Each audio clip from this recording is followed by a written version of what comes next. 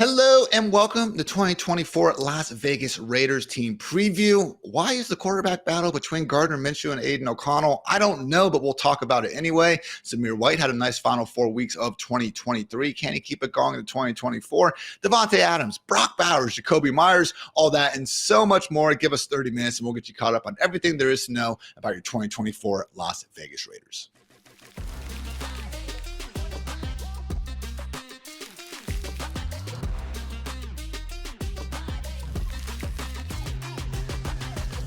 I'm your host, Ian Hartitz. Welcome to the Fantasy Life Show. And joining me, as always, is Fantasy Life Director of Analytics and all-around baller, Dwain "The Rock" McFarland. And yeah, Dwain said in the open, but this is arguably the worst quarterback room in the NFL.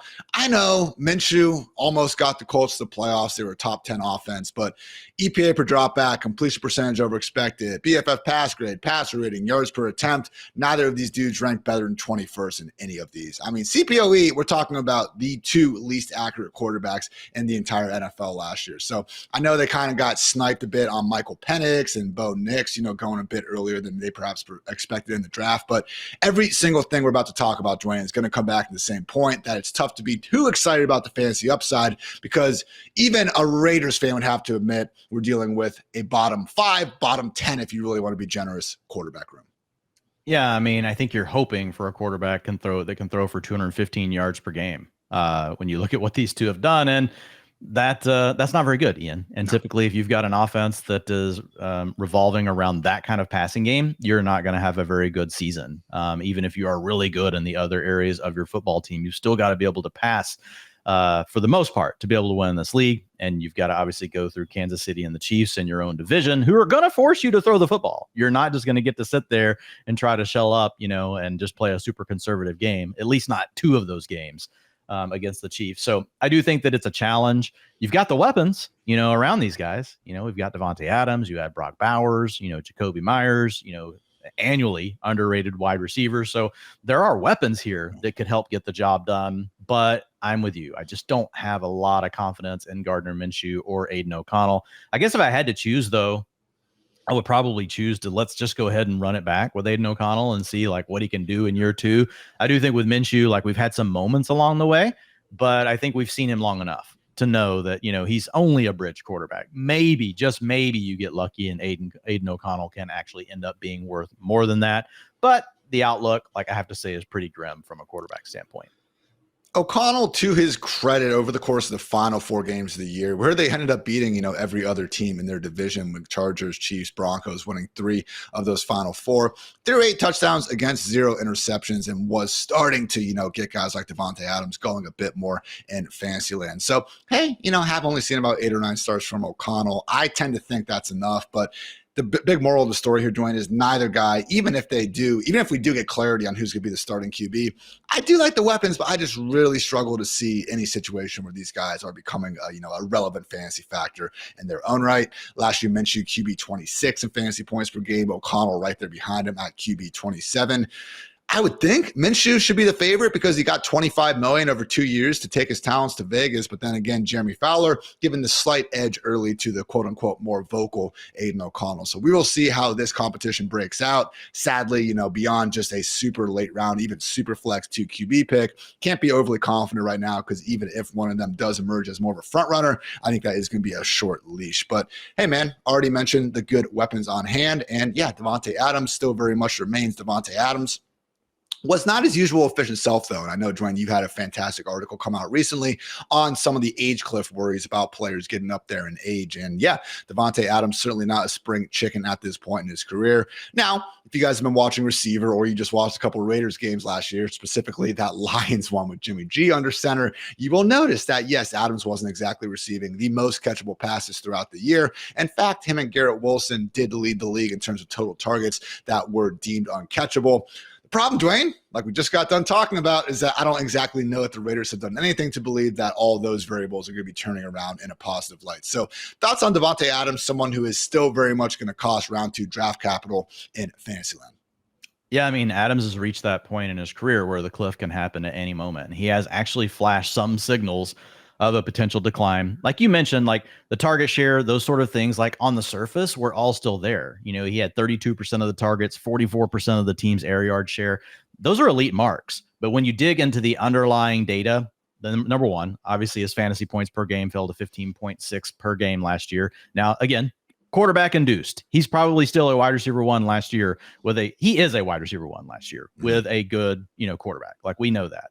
But his ability against man coverage has deteriorated in each of the last 2 seasons as well. And that is something that has shown to be an indicator of a potential downfall. So I still think he's a good enough wide receiver to finish as a wide receiver one if he's playing with Aaron Rodgers still or someone like that. But once you put him with Gardner Minshew and Aidan O'Connell, and you add in Brock Bowers through the draft, who is one of the better tight end prospects that we've seen in the last 20 years come out of college, I just think that there's a lot of potential issues here for Davante Adams. And again, even elite wide receivers that have never shown any signs of falling off, 1 out of 5 just fall from wide receiver 1 to wide receiver 4 status with 0 warning at all. Jeez. And with Adams, we have seen that there are some of these precursor things that we've seen with guys in the past that are kind of hints that, okay, the decline may be happening. So for me right now, I'm fading Davante Adams. And that's, and again, don't hate the player, hate the ADP. You got to take Davante Adams in round 2 right now. I just feel like there's so many other options that I could take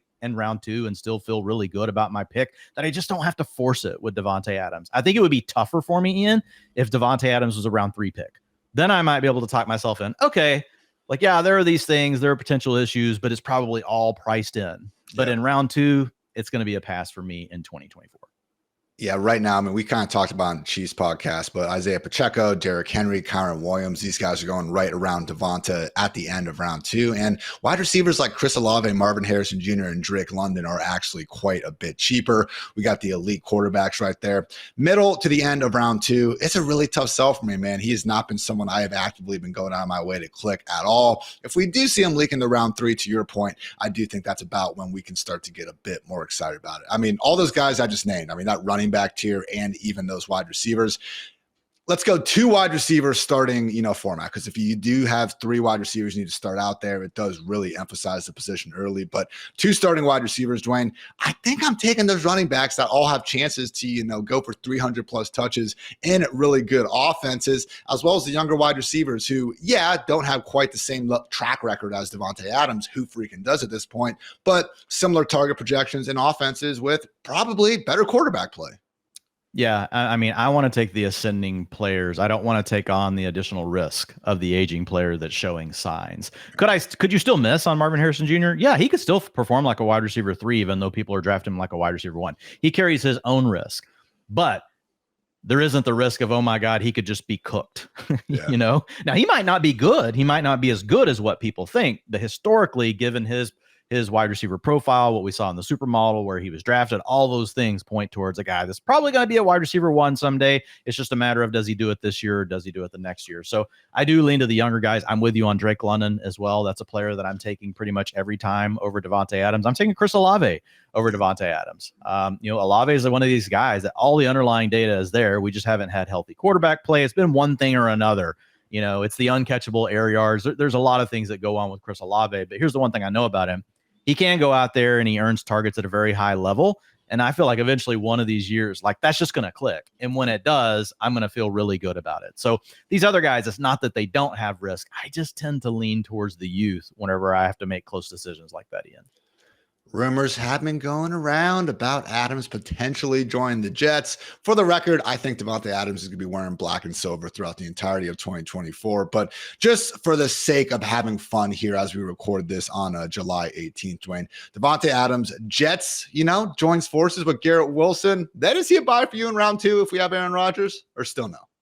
Yeah, I mean, look, well, he runs into another challenge there. You got to deal with another absolute alpha. I mean, Garrett Wilson has already he's shown you that he's probably going to be similar to Davante Adams. He's on that same career trajectory, been a high-end target earner, just hadn't had the quarterback play early in his career. So you've got a separate issue. But what I will say is the Jets mostly run 2 wide receiver stuff. They don't run a lot of 3 wide receiver. They don't have a great tight end. Tyler Conklin's just fine. Really, their next best target option, in the passing game might be Breece Hall, depending on how well Mike Williams recovers, from his knee injury, which could start him off a little bit slow.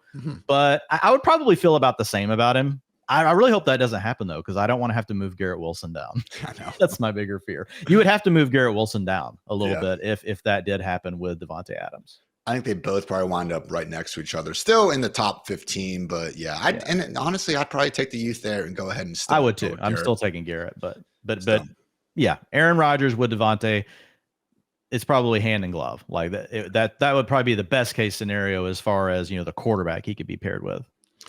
Now, as we've talked about, not exactly an offense in Las Vegas that doesn't have, any target competition going on after the Raiders went ahead and took not a free falling, but, someone that was expected to potentially go top 10, ended up falling to the Raiders at pick 13, I believe, in Georgia tight end Brock Bowers. So one of the most productive tight ends that we've seen in college. I mean, from 2021 to 2023, first in PFF receiving grade, receiving yards, receiving touchdowns, yards per route run, and passer rating when targeted among 87 qualified Power 5 tight ends. So absolute beast, Dwain, but Raiders kind of already had a tight end that we thought was going to eventually be an absolute beast. And if you do look at your, rookie tight end supermodel, you have a cool stat called RIPTA, which I know it doesn't exactly roll off the tongue, people, but long story short, it's receiving yards per team pass attempt. And Dwain has, done a lot of really good research showing that this is one of the better correlated factors to future NFL success. And the top career mark since 2018, like by far,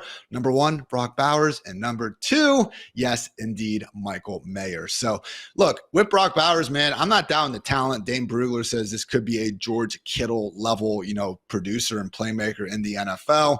But man, when I start looking at the fantasy life projections and I see Bowers only looking at 64 targets, I'm not going to lie, Dwayne. I've done over 200 best ball drafts at this point, and I've maybe clicked Bowers like 2 or 3 times. I am just not in on him for 2024 redraft. We get a better quarterback. Davante's gone. We get a more clear role for, a year 2, year 3 player. Okay, sign me up. Dynasty, top 7, top 8 pick. Okay, I'm in. For 2024 redraft purposes, I have not gone out of my way for Brock Bowers at all. What say you?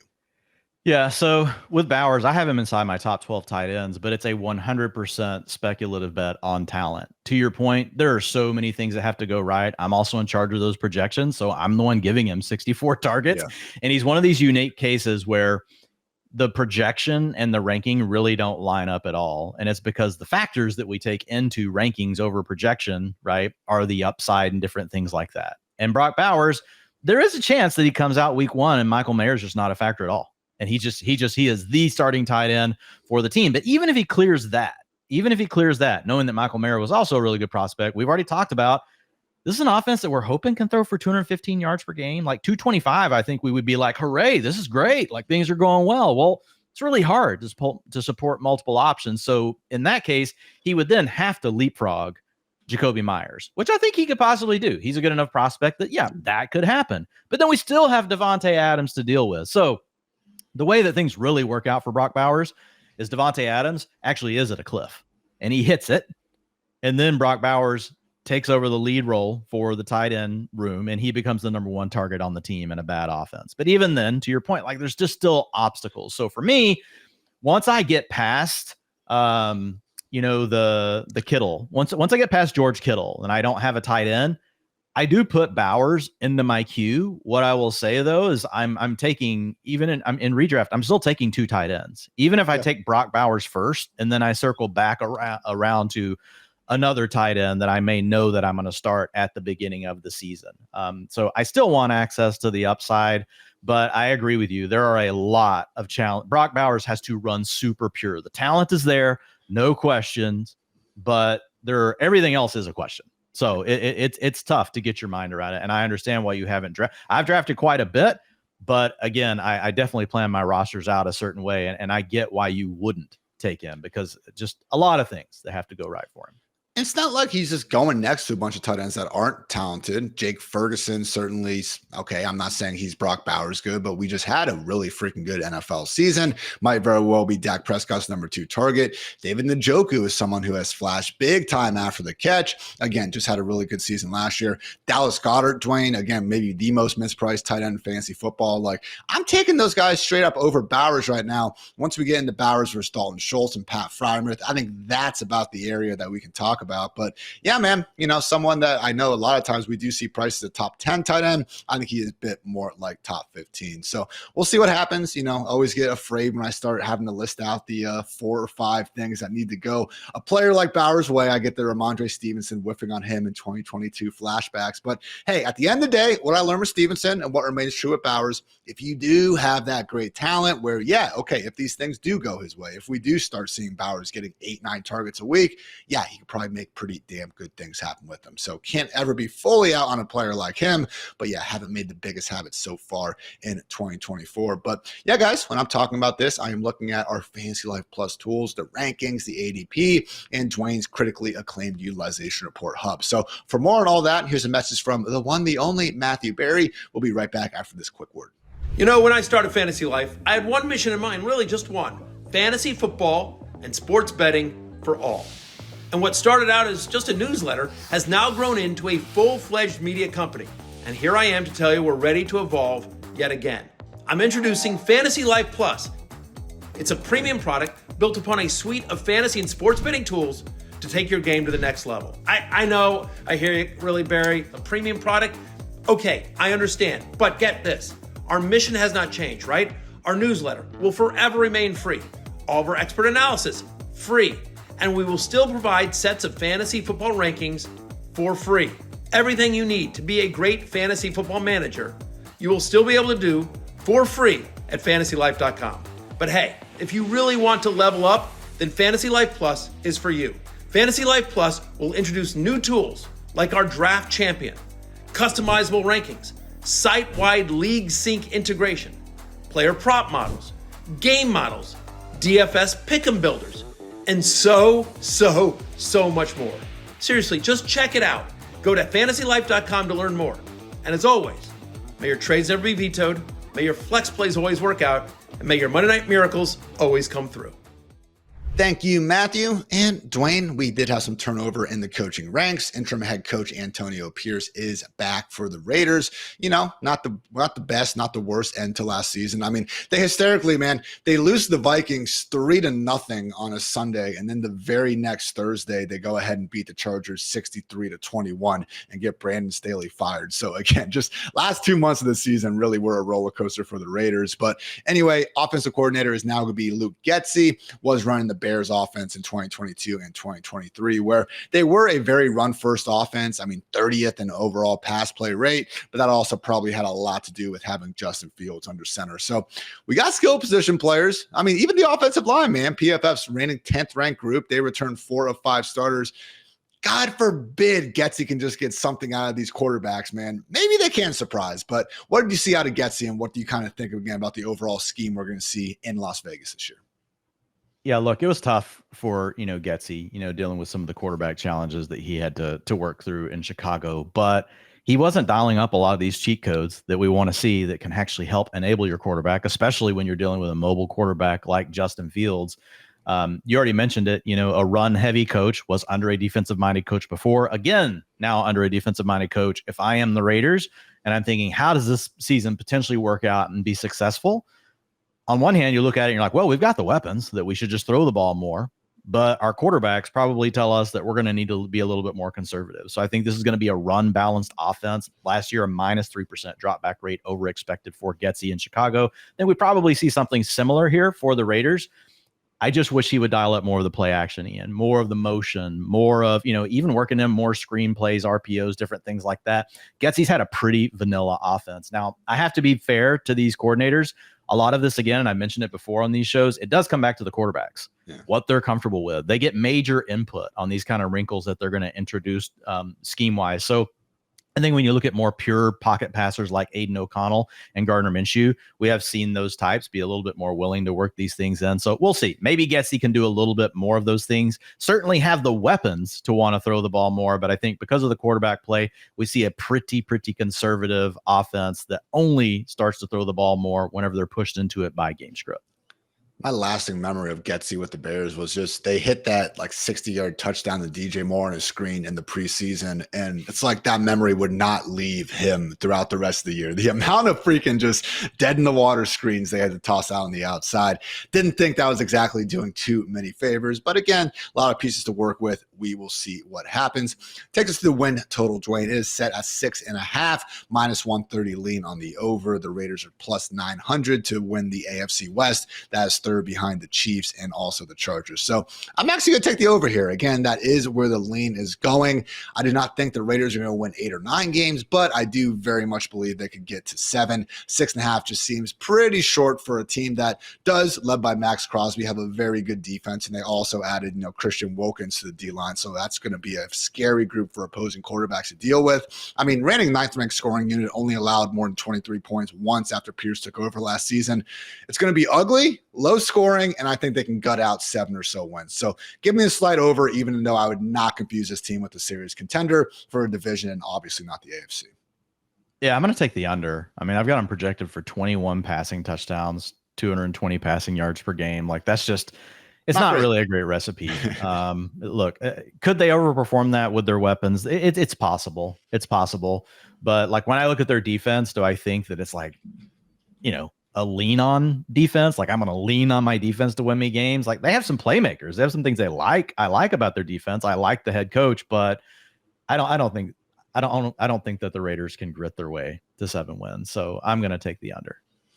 If you guys want to get on the action yourself, we invite you to do so over at DraftKings Sportsbook. We partner with the fine folks over at DraftKings Sportsbook. And right now, all new customers who bet just $5 will get $150 in bonus bets instantly. We got UFC Fight Night going on this Saturday evening. Cannot wait to check out that one. And also, baseball will be back in our lives on Friday after this All-Star break finally concludes. So you guys can go ahead and just do some same-game parlays, which are pretty cool. And yeah, moral of the story, you bet just $5 on anything and get $150 back in bonus bets instantly. If sports betting is not yet available in your state, don't worry. DraftKings is the one-stop shop for all things daily fantasy, where you can join in on all the fun and have a shot to win cash prizes. Download the DraftKings Sportsbook app now. Again, new customers use our promo code FANTASYLIFE and bet just $5 on any wager and get $150 back in bonus bets. The crown is yours. Now, Dwain, we actually have another not fantasy star, but someone who was pretty damn good last year that we haven't really talked about. Jakobi Meyers finished as the wide receiver 24 in PPR points per game and looked really freaking good doing it, man. I mean, there was a conversation between Davante Adams and Robert Kraft where Adams was saying that, he's learned stuff from Jakobi Meyers, and Kraft straight up admitted that they should not have let him leave New England. So seriously, man, they swapped Jakobi for freaking Juju Smith-Schuster at this point in his career.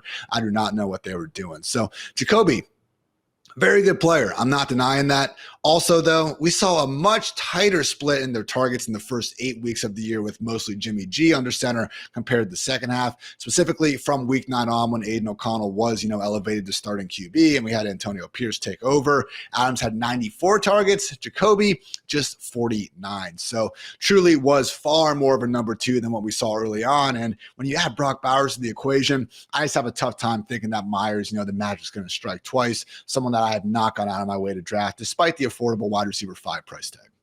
Yeah, I'm with you. I just, again, what's the path to upside for this offense? Unless you're an absolute alpha. And the only guy that I think we could say that about is if Davante Adams just somehow keeps on keeping on. So he would be the one guy, even though we're avoiding him currently at ADP, but you could make a case for him because he gets so many targets, he could make it work. That's not going to be the case for Jakobi Meyers. Like even if he ends up finishing, as a wide receiver 3, a low end wide receiver 3 this season, like what's going to be the weekly upside of putting him in your lineup? I don't think it's going to be great. And there is just a chance that Brock Bowers completely buries him. Like Brock Bowers is that good. So yeah, Jakobi Meyers, not a name I've been clicking on very much in drafts either. So I'm with you on that one. Plenty affordable. I mean, go and pick 149 ESPN, pick 132 on Yahoo. But even then, Dwayne, I see it right here on our ADP tool. Going right next to Curtis Samuel and Rashid Shaheed. I'm taking both of them over Myers, without too much of a hesitation. And like even Tyler Algier going right there, in my opinion, one of the more underrated handcuff running backs in the NFL. So Jakobi, very good player, but sadly, think some of these quarterback and volume factors going to render him non-viable in fantasy land more weeks than not. The one guy who could maybe be benefiting from some of the poorest quarterback play and potentially a run-first offense is Zamir White. Certainly seems to fit the mold of a dead zone running back. Again, bad scoring offense. We aren't totally sold on Zamir's talent. We are just trying to follow that volume. That said, even though I've been a bit of a hater this offseason, his ADP is admittedly not too shabby. It's not like we're having to pay a round 3 price. You can actually get him closer to, pick 100 depending on the site you're going to be using. So only, offseason competition that was brought in was Alexander Madison on a 1-year, $2 million deal, and then 6th-round pick Dylan Labe, who might just end up being more of a scat back compliment to Amir Abdullah than anything here. He, did have some good numbers, but they were also at the University of New Hampshire. So overall thoughts on Zamir White, Dwayne, who was good down the stretch, but let's not act like he just turned this world beater, man. PPR RB 12, 17, 16, and 21 finishes. And that was with the benefit of some positive game scripts, which I just don't think are necessarily going to be this weekly thing going on in Las Vegas this year. Yeah, I mean, the big thing, 70% of the snaps over that period, 76% of the rushing attempts. They still spelled him some in the passing game, but 47% route participation, that's still running back 2 worthy based on the last 10 years of data. So, he's a guy that got on the field, like you mentioned the scores, but he averaged 15.5 fantasy points during that stretch, which was a running back 1. It's tough to get excited about him whenever you just watch him. There's not a lot of make you miss. He did end up averaging 3.2 yards after contact, but when you watch him, you're kind of like, man, how real is that? He just does. It's kind of like AJ Dillon. I just expect more when I look at the size of this guy and I look at the potential power that I would think that he has, and then I actually watch him run. There's not the same thump that I would expect. It's almost kind of like, I ran into this guy, and as he was wrapping me up, I fell forward for a yard. Well, that's yards after contact. What I really want to see is a dude that'll blow through, a guy trying to square up on him, at the second level. I didn't see that sort of thing with Zamir White. The good news is, Alexander Madison is basically the same thing, but older and worse. So I do think that Zamir White is going to get the chance to run with this. They've been very positive in all of their coach speak so far this offseason around Zamir White. Sounds like they plan on him being the guy. But the biggest factor is what you really mentioned, Ian, and that's the fact that you don't have to overpay for Zamir White right now. You can get him later in your drafts. So I do like him, as a potential volume-based running back too, going into it, knowing that you're not drafting him high and you're going to probably add you're going to add other guys after him, right? And there's going to be other players that eventually you may need to put into your lineup if that efficiency becomes a problem and causes him to lose some of his work, creates a split backfield, something along those lines. But again, upside case for him is still pretty tough just because, again, it's not an offense that we expect a ton from. He deserves to be in kind of the low end RB2. He's usually tier he's being priced around. But that said, Dwayne, I'm looking at the ESPN ADP. The running backs going right next to him: David Montgomery, Jonathan Brooks, James Conner, Jalen Warren, Najee Harris. I just think these guys have less red flags than Zamir White, man. They either have more of, I think, a passing game upside that we've seen demonstrated, or the offense isn't expected to completely suck. So at a minimum, I'm taking Montgomery, Brooks, depending on the lineup, Connor and Warren over Zamir. But hey, if he does fall to the end of that, I do think the price point becomes a bit more reasonable. But what do you make of Dwayne? I mean, Zamir White going pick 65 on Yahoo, and then we have Zach Moss going pick 87 nearly 2 full rounds later. I mean, is it as easy as just saying Zach Moss plays for the freaking Bengals and they probably have a similar volume projection, or do you think there's just that little competition in Las Vegas to, I guess, prefer Zamir? Wait, Zamir White's going 20 picks ahead of Zach Moss? Yeah, it's wild. Yeah, that's too much. Yeah, they're really, they should be very close. Same with Pollard, bro. Yeah, so I mean, Zamir White should be going around all those guys. Anywhere he's priced up as far as what you just said, I would be out on Zamir White. I think I would only be trying to take advantage of him on the sites where he's close, really, where he's priced really closely to the other guys that you mentioned. I can pick red flags about all the guys that we're talking about in this range, but typically speak, like from an upside standpoint, Like I am looking for guys that have a little bit more of an explosive factor, like you mentioned with Jonathan Brooks, even with Jalen Warren. Look, we can never trust Arthur Smith. I get it, guys. Now we're hearing about CPAT potentially, going to be playing the Joker again. We could be getting into a three running back room in Pittsburgh.